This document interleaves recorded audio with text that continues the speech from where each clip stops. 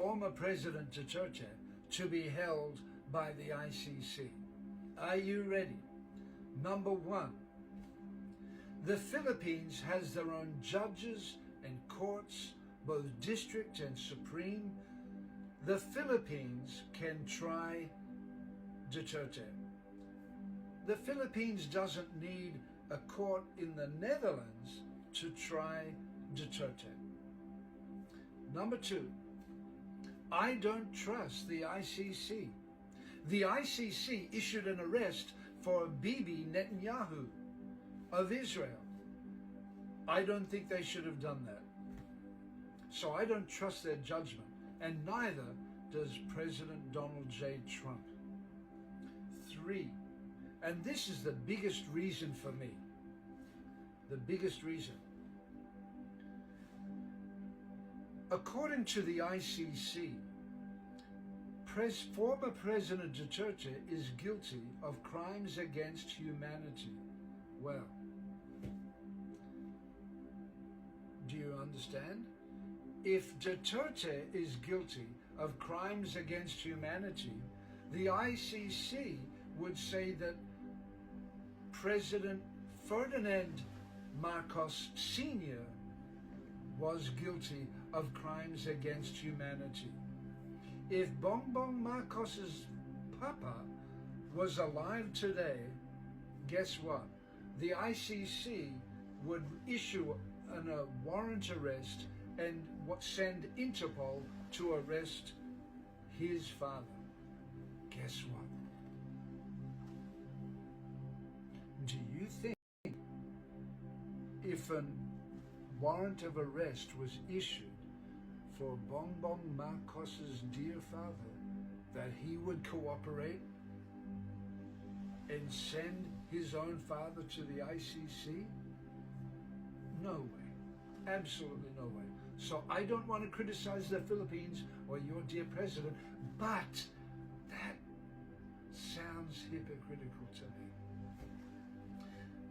Number four, there are so many terrible people in the world today. Killers, ruthless killers and dictators. Why is Duterte the only one in the ICC? Recently, a rebel group took over the government of Syria. The current leader of Syria was wanted for terrorism and had a $10,000 bounty on his head. He's a ruthless killer, but the ICC people went to Syria and shook his hands. It doesn't make any sense. Why isn't the current leader of Syria arrested by the ICC? Why aren't all the other killers of the world in detention in the ICC? Why a president loved by his people in a democratic country, why is he the only one there? Number five, Judge Kamir Khan of the ICC, who you can see in a speech saying former President Duterte is guilty and we need to try him and bring him to justice. That man was accused of sexual assault by one of his junior lawyers in the ICC.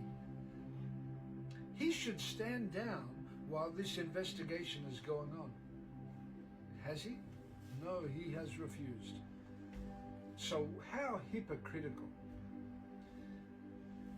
Number six, I believe that President Duterte's motives were pure.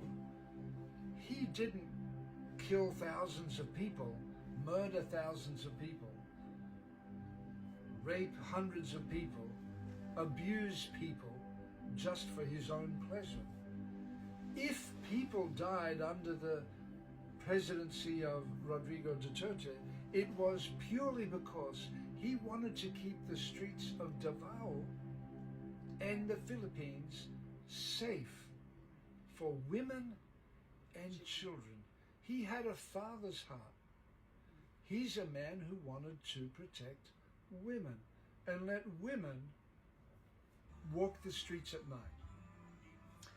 Number 7, and this is probably my biggest reason. This is something that I'd like to tell the people of the ICC.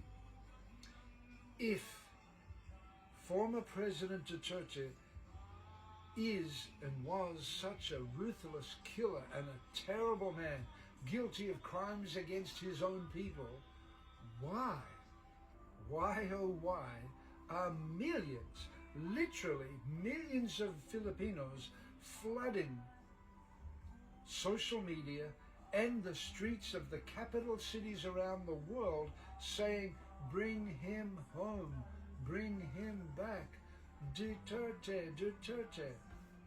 I recently made a video for TikTok, and it's got 66,000 views, 12,000 likes, and get this, there are probably over 1,800 comments.